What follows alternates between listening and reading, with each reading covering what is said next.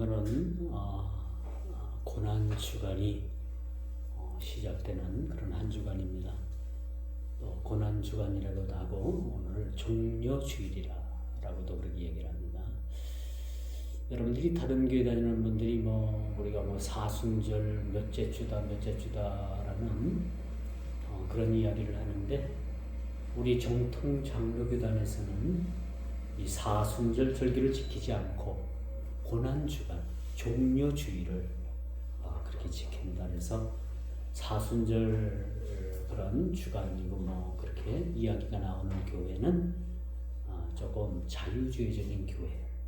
우리 정통 장로교회에서는 사순절 이야기를 하지 않아요. 그래서 오늘 고난 주간, 또 이렇게 종려 주일이라고 이렇게 말씀을 할 수가 있습니다. 오늘 이 본문 말씀을 통해서 형제 사랑이라는 말씀이지요. 이 고난 주간에 우리가 특별히 주님께서 왜 고난 당하셨는가, 그렇죠? 주님께서 왜 고난 당하셨습니까? 왜 고난 당하셨어요?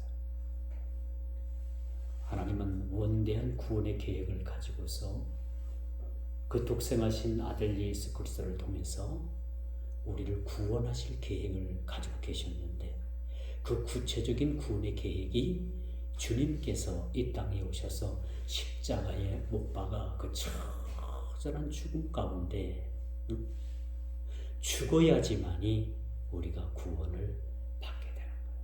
그렇죠? 우리가 구원받는 것은 헌금을 많이 하고 우리가 어떤 하나님 앞에 많은 공로를 쌓고 봉사를 많이 하고 그렇게 해서 구원받는 것이 아니라, 우리의 구원은 오로지 예수님께서 날 위해 대신 죽으신 거예요. 내가 죽어야 될 그 자리에 주님께서 대신 죽으신 것입니다. 그런 의미에서 오늘 본문 말씀, 우리가 형제를 사랑하지 않는 것은 사실은 우리가 구원받은 백성으로서 주님의 십자가의 죽음을 부인하는 것과 마찬가지다. 주님은 우리를 사랑하셔서 기꺼이 그 성부 하나님의 뜻에 따라서 십자가에 못 박아 죽으셨습니다. 그런 우리들이 우리 형제를 사랑하지 못하고 우리 형제를 원수 대하듯 하고 지나가는 짐승 대하듯 하면 반드시 우리도 우리의 신앙에 그러한 오점을 남길 수도 있다라는 말씀을 드릴 수가 있어요.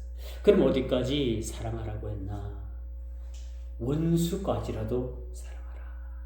이것이 주님의 복음의 본질이고 핵심이며 원론이라고 말씀드릴 수가 있는 것이죠. 오늘 이 본문을 보면서 주님께서는 형제 사랑에 대한 믿음을 상당히 그렇게 강조하셨습니다.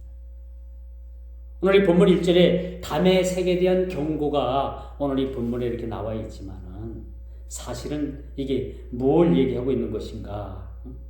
뭘 얘기하고 있는 것입니까? 이것은 형제의 사랑.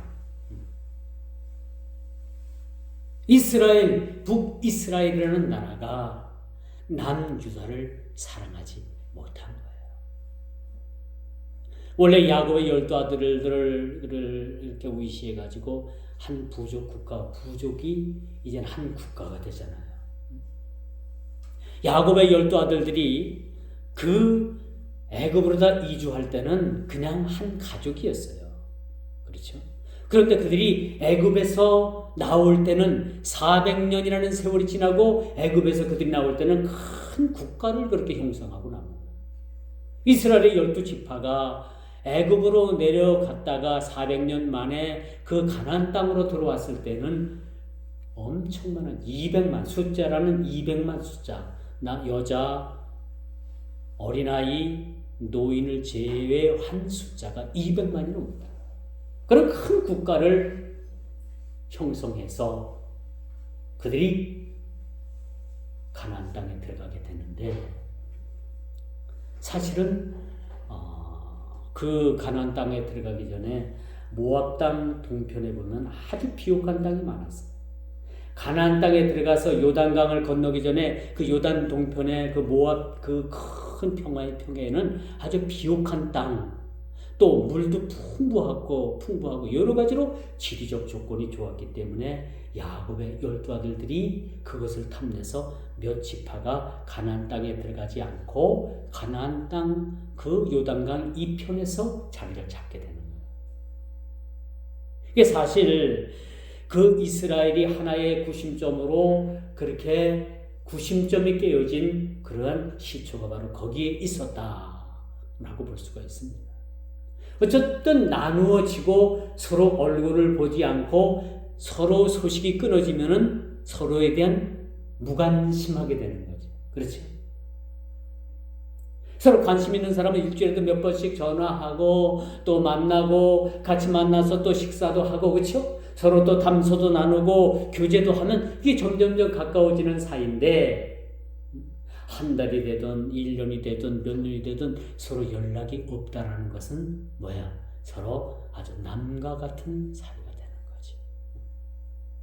긴밀한 관계가 되지 못한다는 겁니다. 이렇게 북이스라엘과 남유다가 이젠 결국은 솔로몬 이후 시대에 나라가 두 동강이 나고 말지 않습니까?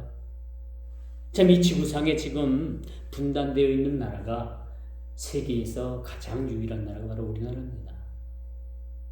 세계에서 분단된 나라, 같은 민족, 같은 말을 쓰고 같은 언어를 하고 같은 풍습을 갖고 같은 그런 조상을 가지고 있는 그러한 민족이 분단된 나라가 이 남북한, 이 한반도 밖에 없다고 합니다. 근데 이미 이 구약의 그 역사를 보게 되면은 북이스라엘과 남유다가 서로 갈라져서 우리나라와 남과 북이 그렇게 대치하는 상황과 같은 상황이었던 거예요. 그런데 왜 예수님 오늘 이 본문에서 왜 북이스라엘이 왜 이렇게 멸망을 받아야만 되는가라는 것에 대해서는 형제를 사랑하지 못했다는 겁니다. 그 형제가 누굽니까? 바로 남유다인 거예요. 그들은 같은 민족이었습니다. 같은 야곱의 12지파의 그런 지파를 형성하는 같은 민족이었음에도 불구하고 나라가 그렇게 나누어지면서 서로 원수대하듯 하게 되었다는 것을 보게 되는 것이죠. 그래서 북이스라엘은 그 형제의 나라인 유다를 침공할 뿐만 아니라 그 주위에 그렇게 힘센 나라와 더불어서 남유다를 침공을 해서 그 남유다를 그렇게 괴롭게 만든 거예요. 형제의 나라를 그렇게 괴롭게 만든 나라에 대해서 하나님께서 그것을 묵고하고 눈 감아줄 일이 없는 거죠. 그래서 오늘 본문에 다메섹이라는 나라를 위시를 해서 북이스라엘이 너의 형제인 유다를 사랑하지 못한 그 결과 때문에 내가 너희를 멸망시키겠다. 그런 말씀을 주고 있는 거예요.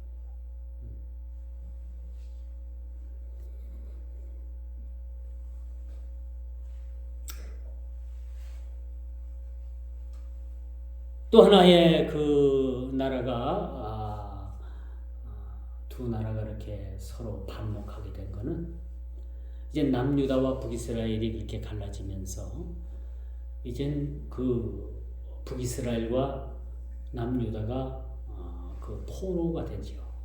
포로기 시대를 맞이해서 바벨론에 의해서 나라가 그렇게 북이스라엘이 먼저 망하고 남유다가 그 이후에 망하게 돼요. 그러면서 이 바벨론이라는 나라가 그 이스라엘이라는 정체성, 그 정체성을 훼손하기 위해서 바벨론에 사는 또 그 주위에 사는 많은 이방 나라 사람들을 유대 나라 예루살렘이나 그 북이스라엘 사마리아로다가 이주 정책을 펴게 되는 거예요. 그렇게 돼서 이제 다른 민족이 그 내 나라에 들어오게 되면 어떻게 되는 거예요? 민족의 고유 정통성은 훼손되는 거죠. 같은 단위 민족이 되질 않는 거예요. 우리나라가 얼마 전까지만 해도 백이 민족이라 그래가지고 뭐 배달의 민족이니 백이 민족이니 해가지고 우리는 같은 피, 같은 혈통을 가진 그러한 민족이다라고 자랑했는데 지금 그런 자랑해야 안 해요? 안 하죠? 그런 말 쏙 들어갔어요. 왜 그렇습니까? 왜 그래요? 동남아에 있는 그런 여성들이 그 한국의 농촌에 있는 총각들, 장가가지 못하는 총각들을 위해서 그들이 시집을 왔잖아요. 그리고 이 다문화 가정의 여인들이 지금은 시골에 얼마나 많은지 몰라요. 많습니다. 그래서 이제 우리나라 민족도 더 이상 백이 민족이다, 뭐 단일 민족이다, 그런 얘기를 할 수가 없게 되는 거죠. 그래서 이 바벨론의 정책이 뭐였나? 이스라엘이라는 그 정통성을 이렇게 와해시키기 위해서 그 바벨론에 사는 사람들, 또 여러 그 이방 민족들을 그 유대 나라에 강제로 이주를 시킨 거예요.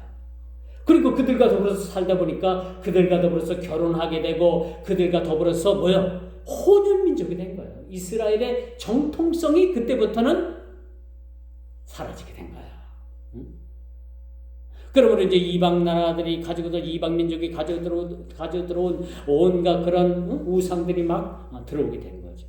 그때 북이스라엘이라는 나라에는요, 잡혀간 사람들 이외에 남아있던 사람들이 그 이주해 왔던 이방 민족 사람들에 위해서 모두가 다 혼혈이 된 거야. 혼혈이 된 거예요. 그래서 지금 그 이스라엘이라는 나라는요, 남유다, 그 유다 지파와 베냐민 지파를 의시한 그런 이스라엘 민족이 거기에 거하게 되는 거죠. 나머지 10지파는 어떻게 됐어요? 전부 다 혼혈화가 돼가지고 그들이 이스라엘 나라의 온전한 그런 핏줄이 되지 못하는 거예요. 그래서 그것 가지고도 지금 싸우고 있습니다. 그것 가지고도.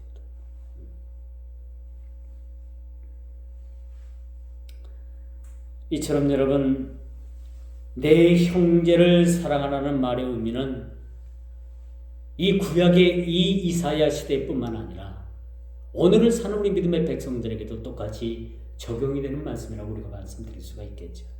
특별히 고난 주간에 주님은 우리를 그토록 사랑하셔서 자기 몸까지 그렇게 내려놓는 그런 사랑을 보여주셨는데 어찌하여 내 형제를 사랑하지 못하고 어찌하여 내 민족을 사랑하지 못하고 그런 결과로 인해서 북이스라엘이 멸망받아야만 되는가?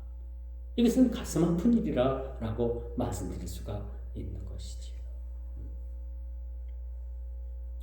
적어도 여러분, 북이스라엘은 유다를 사랑하는 마음을 갖지는 못하더라도 형제 애를 버려서는 안 되는 거죠. 그렇죠? 부모의 입장에서는 자식들이 그 형제를 가지고 서로 잘 지내는 것이 부모의 마음이에요. 그렇죠? 부모의 눈으로 볼 때 그 자식들이 서로 싸우고 반목하고 그런 걸 보면 부모의 마음은 어떻습니까? 아픈 거예요. 오늘 우리 주님의 마음도 마찬가지입니다. 북이스라엘과 남유다는 원래 같은 형제였죠. 근데 서로 반목하고 나뉘어지고 싸우고 심지어는 이 북이스라엘 나라는 그 자기 힘뿐만 아니라 또 그 주위의 주변국들 그 강대한 나라들과 합해서 연합을 이뤄가지고 그 유대 민족을 유대 나라에 쳐들어와가지고 유대 민족을 그렇게 어렵게 만들었다는 사실을 보게 되는 겁니다. 이에 대해서 북이스라엘에 대한 하나님의 심판은 북이스라엘을 멸망시키겠다는 거예요. 나라를 없애버리겠다는 겁니다. 나라를. 이게 얼마나 무서운 이야기입니까? 그렇죠? 한 나라를 흔적도 없이 그렇게 멸망시키겠다. 여러분 한번 생각해 보십시오. 지금 북한이 핵탄두를 개발을 해서 핵 전략화 했는데 남한 우리나라 땅 요소 곳곳 도시 무슨 모든 그런 군사 지역에 미사일, 전술, 핵을 떨어뜨리게 되면요, 우리나라는 손 한 번 쓰지도 못하고 다 멸망당합니다. 지금 미국이 뭐 핵우산 정책을 펴가지고 뭐 미국에서 북한에서 핵을 쏘게 되면 미국에서 뭐 핵을 가지고서 뭐 그를 응징한다고 한다지만 아니에요. 이미 핵이 떨어져 갖고 구제 불능 상태가 돌아서게 되면 미국도 핵을 쓸 이유가 없는 겁니다. 그렇지 않겠어요? 여러분 생각해 보십시오. 우리도 한번 잘 생각해 봐야 되는 거예요. 우리나라가 핵을 갖는 거, 물론 이것은 참 세계 정세를 볼 때는 이것이 막 굉장히 우려스러운 일이지만 결국은 미국이 우리를 지켜주지 못합니다.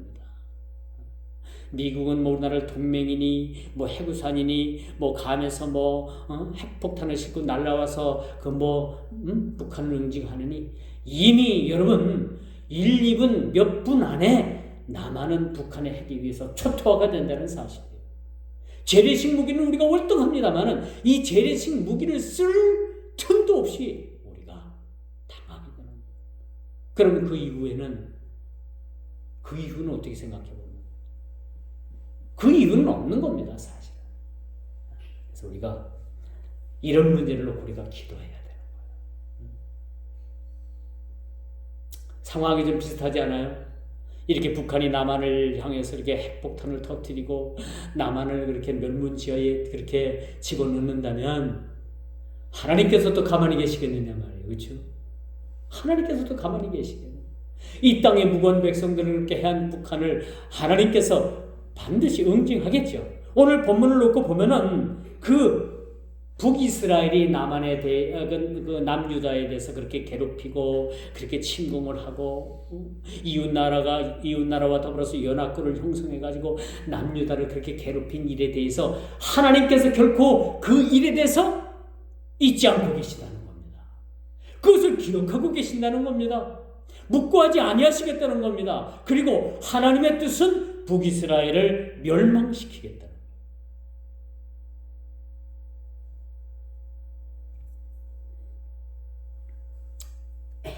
주님께서는요, 베드로전서 1장 22절을 보니까 그런 말씀을 하고 계셔요. 거짓이 없이 형제를 사랑하기 이르렀으니 마음으로 뜨겁게 피차 사랑하라. 그렇죠? 내 형제를 피차 뜨겁게 사랑.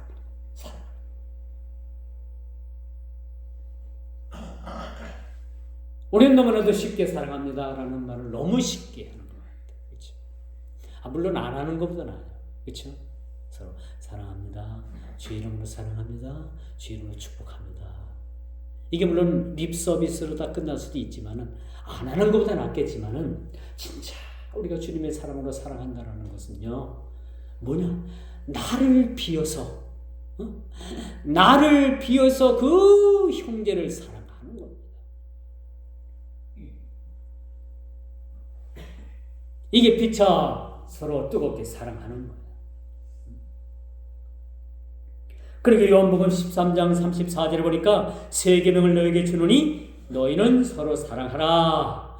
내가 너희를 사랑한 것 같이 너희도 서로 사랑하는 것이 마땅하다라고 그렇게 말씀해 주고 있습니다. 이 고난의 주간에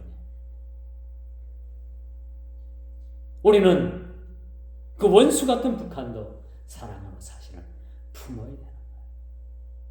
진짜 주님의 사랑으로 그들을 품으면 그들이 핵폭탄 내려놓고 돌아올지 누가 합니까? 근데 이게 강대강으로 나가고 무기 대 무기로 나가고 그렇게 어떤 정치적인 이슈화 시켜가지고 그렇게 하다 보면 점점점 이제는 골이 깊어지는 거야. 골이 깊어진다고 볼 수가 있어요. 그렇다면 오늘날 우리 그리스도인들의 삶이 오늘날 우리 1200만이라고 하는 이 땅에 5만 교회가 넘는 교회들이 해야 될 일들이 무엇입니까? 이 고난 주간에 우리의 교회들이 해야 될 일들이 무엇이라고 생각을 합니까? 이 땅의 진정 하나님의 평화를 심는데 이 고난의 주간을 통해서 우리가 다시 한번 원수를 품는 그러한 우리의 위대한 결단이 있어야 되지 않겠는가라는 생각을 말씀드려보는 거예요.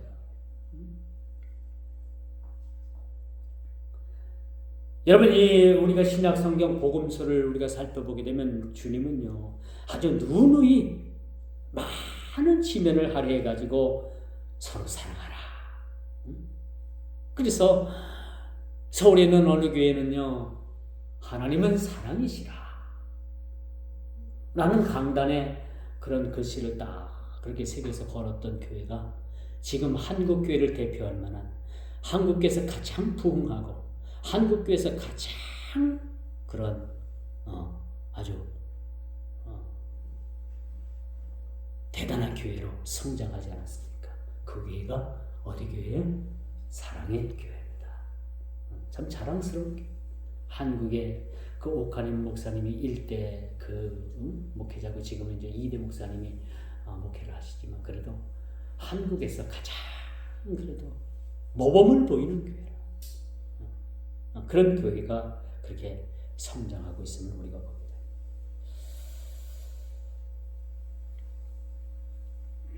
그런데 유다를 돕기는커녕 주변 국가와 힘을 합하여서 유다를 대적하는 것은 하나님의 선민의 백성으로서 하나님에 대한 도전이라고 우리가 말씀드릴 수가 있습니다. 북이스라엘이 남유다를 품는 것은 하나님의 뜻입니다. 당연히 해야 될 일인 거예요. 그렇죠? 그들도 어찌 보면 하나님의 선민의 백성입니다. 야곱의 12 아들 중에서 그렇게 위로 올라가 보면은 야곱의 다 자식들이 아닙니까? 하나님의 선민의 나라였던 거예요. 적어도 그렇다면 하나님에 대한 그런 도전, 형제를 사랑하지 못하고 원수 대했던 그러한 상황에 대해서 북이스라엘은 회개했어야 되는 거예요. 마음을 고쳤어야 되는 겁니다. 그렇지 않겠어요?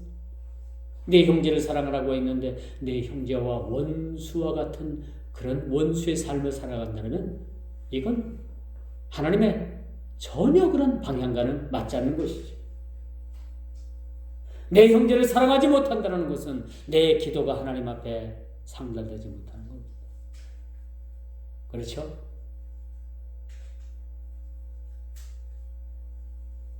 제가 다시 한번 말씀을 드릴게요. 보이는 내 형제를 사랑하지 못하는데, 한번 들어보세요, 여러분요. 눈에 보이는 내 형제를 사랑하지 못하는데 보이지 않는 하나님을 사랑할 수가 있을까요? 없어요. 이거 어불성설입니다. 눈으로 보이는 내 형제를 사랑하지 못하는 그런 사람은 절대적으로 보이지 않는 하나님을 사랑할 수 없다. 당연한 겁니다. 사랑할 수가 없는. 하나님 사랑하십니까? 하나님 사랑하셔요? 하나님을 사랑합니까? 우리 주님 사랑하셔요? 그럼 여러분들이 반드시 내 형제를 사랑해야 돼요. 원수 같을지라도 그걸 안아야 되는 겁니다. 그걸 안아야 돼요.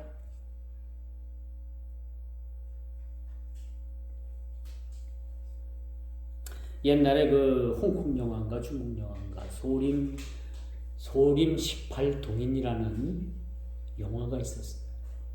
제가 이제 그 서울 살 때인데 그게 이제 그 16장, 2류극장, 3류극장 오다가 그 영화가 그때 가서 이제 3류극장에서 영화가 상영된다고 하면 어느 정도 이 영화가 나온 지가 좀 됐다는 얘기예요.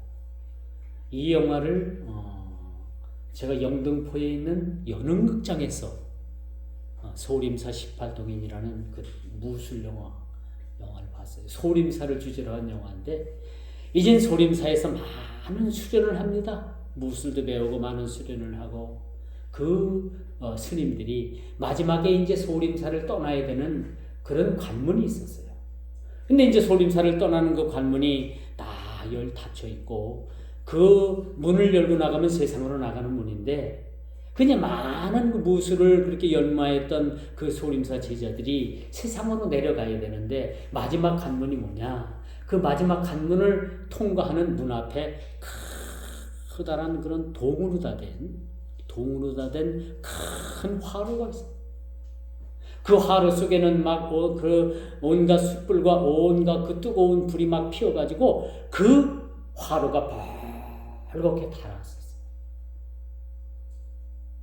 그런데 이제 그 소림사의 제자들이 그 세상으로 나가기 위해서는 이 큰 화로를 몸으로 옮기든지 어떻게든지 옮겨 놓고 그 문을 열고 나가야지만 세상을 나가는 거예요.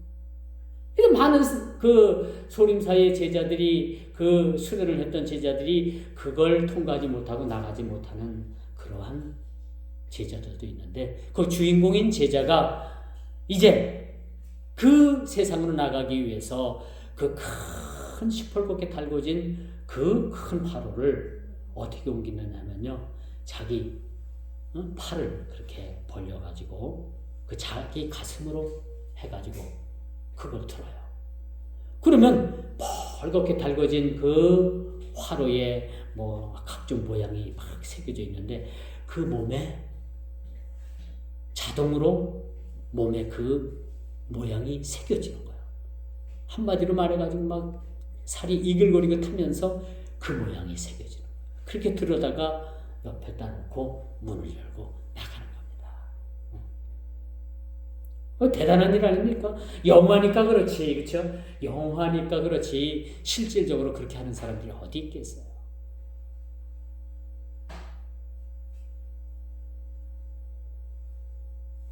여러분, 이처럼 세상 이치들도 하나님의 자녀라면 적어도 우리가 하나님께서 하나님의 자녀로서의 인맞은 그런 하나님의 백성들이라면 원수를 사랑하는 마음이 우리 삶에 그것이 그 신앙의 바탕이 되어야 되는 거예요. 아직도 여러분들 분노하는 마음이 있습니까? 아직도 여러분 그런 마음에 미워하는 마음들이 있습니까? 아직도 내 원수 같은 그 원수를 죽이고 싶은 마음들이 여러분 마음속에 막 그것이 막 이글거리고 막 불타고 억누르지 못할 그런 상황 가운데 있다고 생각을 합니까? 여러분 그렇다면 적어도 여러분들은 아직도 죄송하지만 그렇다라고 한다면 아직도 예수님을 인격적으로 만나지 못했다라고 말씀드릴 수밖에 없는 거예요.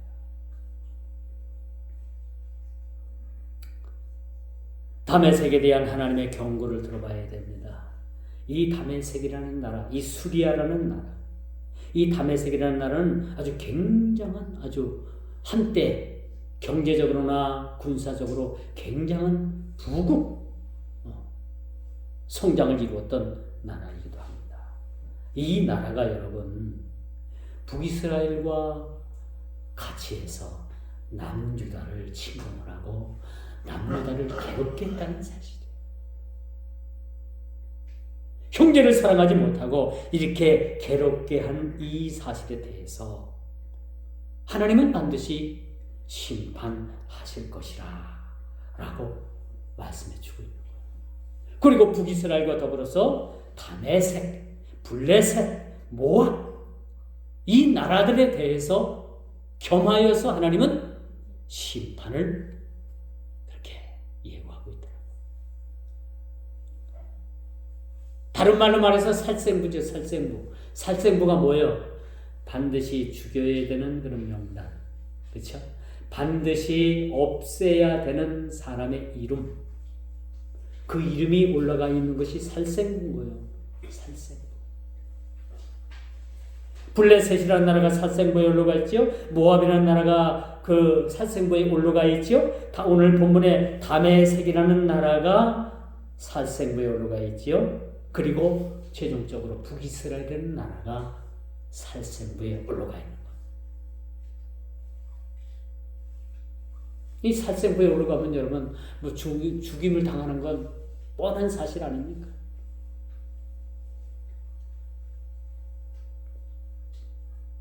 하나님께서는 유다를 사랑하지 못한 북이스라엘에 대해서 묵과지 아니하셨다는 겁니다. 이것은 경고로만 그치지 않는 역사적인 심판이 임할 것이라는 것을 반드시 그렇게 본문은 기록해 주고 있는 거예요. 여러분, 이처럼 심판의 참혹함을 우리가 한번 생각해 봐야 합니다. 하나님은 반드시 심판하시간다고 하셨는데 이 심판의 참혹함을 여러분 우리가 한번 생각해 봐요. 어떤 분들은 전대 보면 아이고 뭐 요즘은 천국 갈 자리가 너무 많아가지고 천국이 너무 비좁아가지고 쉽게 들어갈 수가 없는데 아이 나는 그렇다면 일찍이 지옥 가지 뭐. 저는 지옥 갈래요. 그렇게 말하는 분들이 계시는데 여러분 지옥의 참혹함이 어떤 데인지 압니까? 지옥은요 본인 스스로 죽고 싶어도 죽을 수 없는 영원한 고통만이 계속되죠. 그래도 여러분 지옥 갈 겁니까? 그래도 여러분 지옥을 그렇게 가볍게 생각할 수가 있겠어요? 없어요. 그렇게 지옥에 대한 실체를 알게 되면 그렇게 지옥에 대해서 가볍게 생각할 수가 없는 거예요. 자기 스스로 죽고 싶어도 죽지 못하는 그러한 영원한 심판이 기다리는 그런 지옥. 여러분 상상을 초월하는 그런 곳이라는 겁니다. 그래서 여러분 닥쳐올 이스라엘의 비참이 얼마나 심각한 것이라는 것을 오늘 선지자의 말씀을 통해서 그렇게 말해주고 있다는 거예요.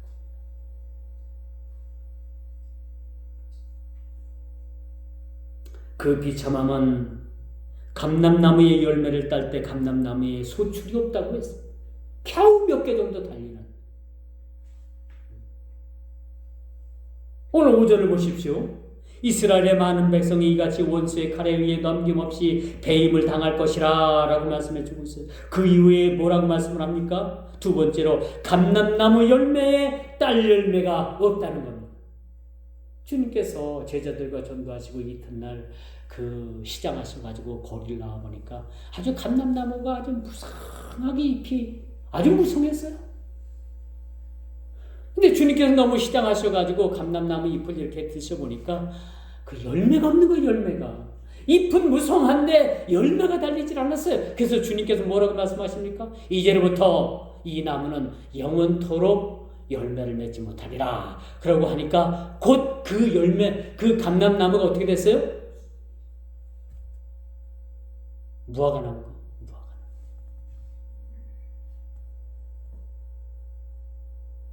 그 무화과 나무 잎이 말라서 그냥 죽고 말았잖아요. 우리가 이 비유를 한번 들어봐야 돼요. 여러분, 우리의 신앙이 무성하고 참 잘 믿는 것 같습니다.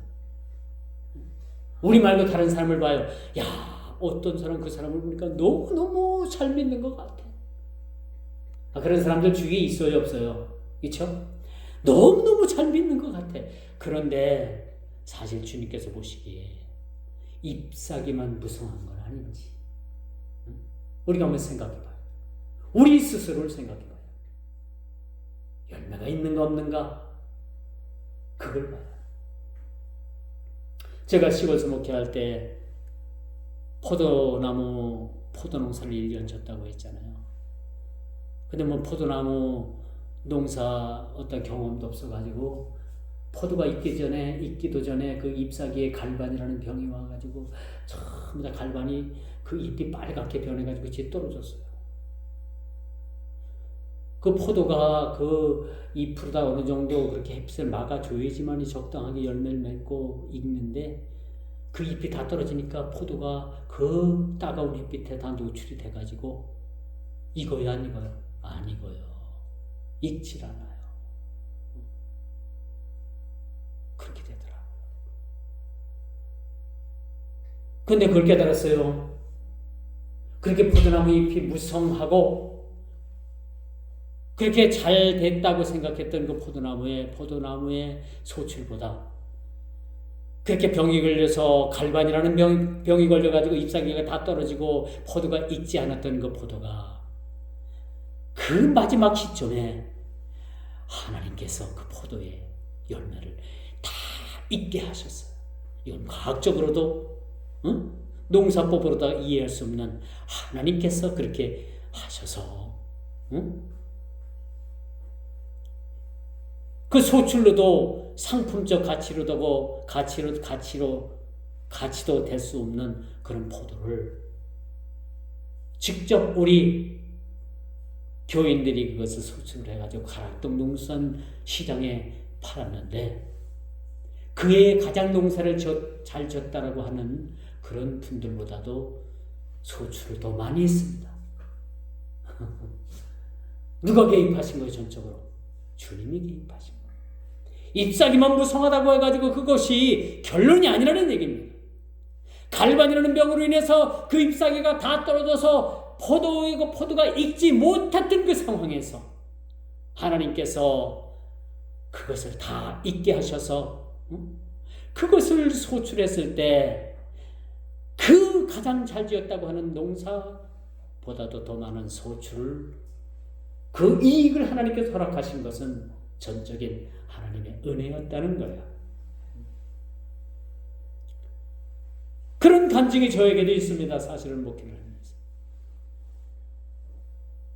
그런데 여러분, 되게 웃기는 이야기가 있어요. 뭐 한 이야기 한 김에 다 이야기 이야기 뽀대를 다 풀어놓읍시다.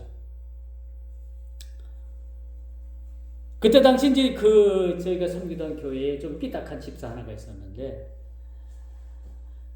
와서 그런 시비를 붙는 거예요. 우리는 농사를 너무 잘 지어가지고 우리가, 근데 그 교회에서 이제 그 포도농사 짓기 한 해 전에 이제 저희 그 교회 다녔던 그 집사님 가정에서 그 포도나무를 경작을 했는데, 똑같은 그런 병이 와가지고 그들은 그 농사를 망치고 결국은 포도를 팔지 못한 거예요. 어쨌든 대주가 되잖아요. 작년에 지었던 우리 그 교인들 중에서는 그 포도나무가 똑같은 현상이 와가지고 하나 팔지도 못하고 밭에서 다 버렸고, 올해 교회에서 지었던 똑같은 밭에서 지었던 그 포도 농사는 그래도 하나님께서 보호하사 그렇게 상품으로 팔아서 이익을 남겼다는 얘기죠. 그런데 이거는 뭐냐? 그 작년에 지었던 그 집사님이 찾아와서 저한테 시비를 거는 거예요. 뭐라고 시비를 거느냐? 왜 똑같은 농사밭에서 똑같은 병이 걸렸는데 작년에 우리 농사는 왜 하나님께서 이렇게 피롱하게 만들어 놓으시고 왜 교회에서 짓는 농사는 왜 하나님께서 이렇게 해가지고 소득이 발생하게 만드느냐? 이건 너무하지 않느냐? 저한테 따지러 왔어요. 제가 뭐라고 말씀을 드렸겠어요, 여러분? 할 말이 있어요, 없어요? 할 말은 있지만 제가 할 말을 하지 않았습니다. 왜? 너무나도 잘 알고 저한테 물으러 오기 전에 본인도 알고 있었을 것이고 내가 어떤 대답을 해야 된다는 것도 알고 있었기 때문에 저는 굳이 대답할 필요가 없어서 대답을 하지 않았습니다.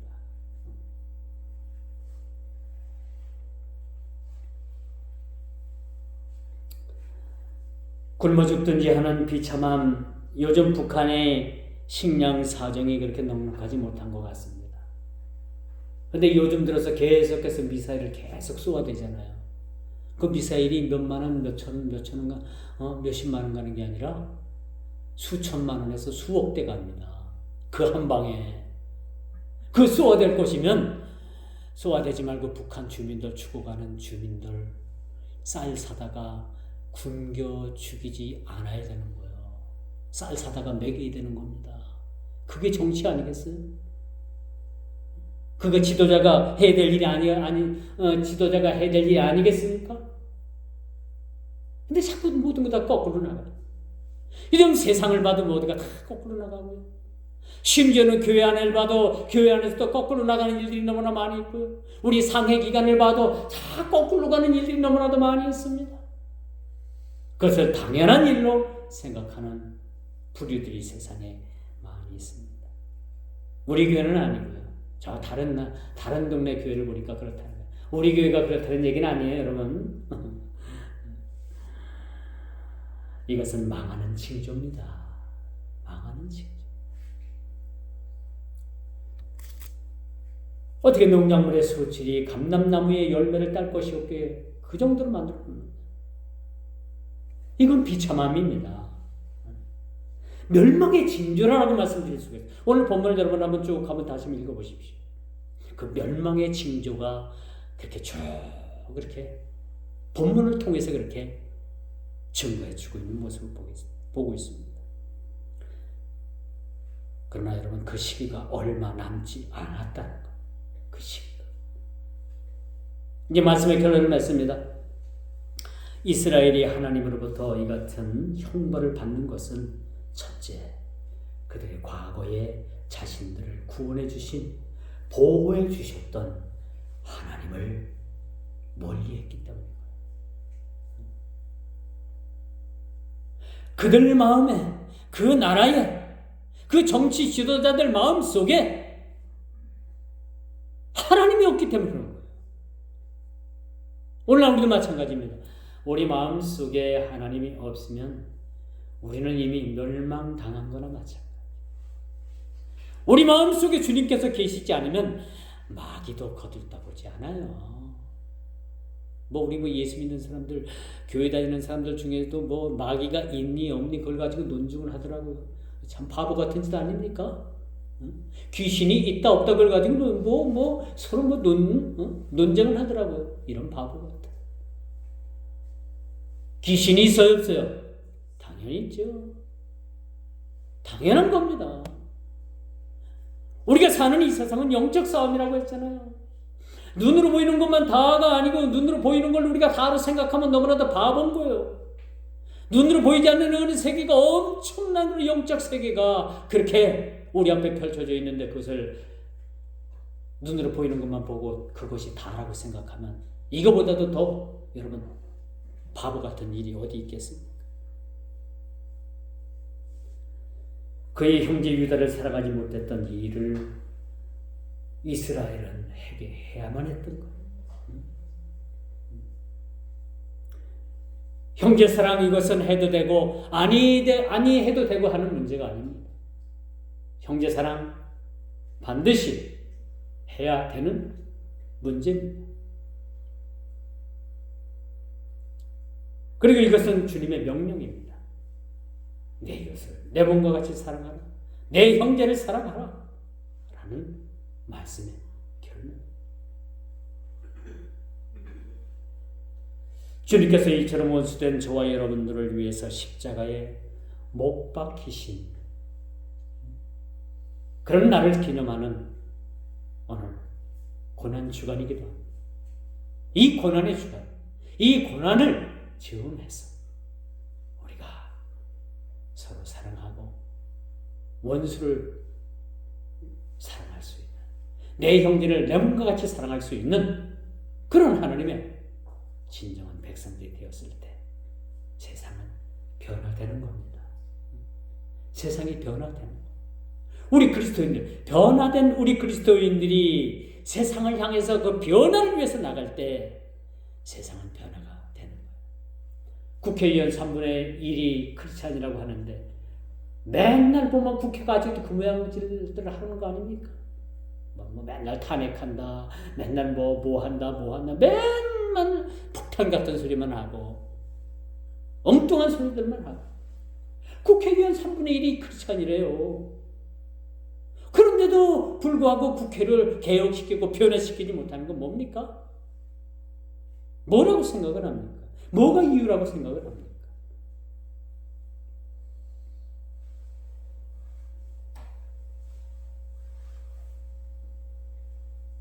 오늘 이 본문 말씀 우리가 깊이 살펴보면서 이 고난의 주간에 다시 한번 우리가 형제 사랑이 회복되고 내 이웃을 사랑하는 마음들이 회복되어지고 우리 원수되었던 모든 것들, 모든 결박을 풀 수 있는 그런 한 주간의 삶이 되기를 주님의 이름으로 축원하면서 말씀을 맺도록 하겠습니다. 기도합니다. 주님, 이 고난의 주간을 맞이하여서 오늘 참으로 좋은 말씀 주셔서 형제 사랑하며 이 북이스라엘이 멸망받을 수밖에 없고 블레셋과 모압과 또 다메섹이 멸망받을 수밖에 없는 것은 그들이 하나님 앞에 큰 범죄 가운데 유다를 그렇게 침공해서 어렵게 만든 사실들을 우리가 바라보게 합니다.